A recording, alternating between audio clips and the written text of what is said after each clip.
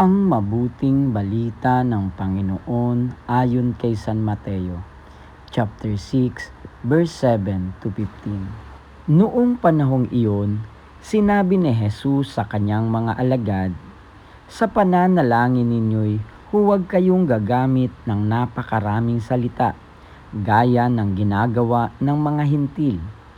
Ang akala nila'y pakikinggan sila ng Diyos dahil sa dami ng kanilang salita. Huwag ninyo silang tutularan, sapagkat alam na ng inyong Ama ang inyong kinakailangan bago pa ninyo hingin sa Kanya.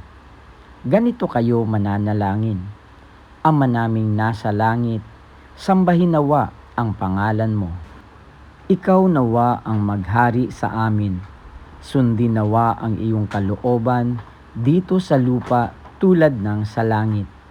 Bigyan mo kami ng pagkaing kailangan namin sa araw na ito, at patawarin mo kami sa aming mga kasalanan, tulad ng aming pagpapatawad sa mga nagkakasala sa amin.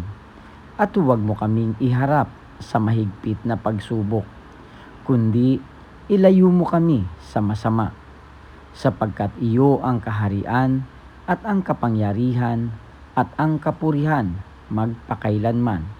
Amen.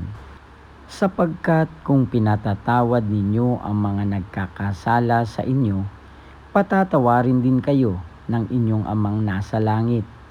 Ngunit kung hindi ninyo pinatatawad ang mga nagkakasala sa inyo, hindi rin kayo patatawarin ng inyong Ama.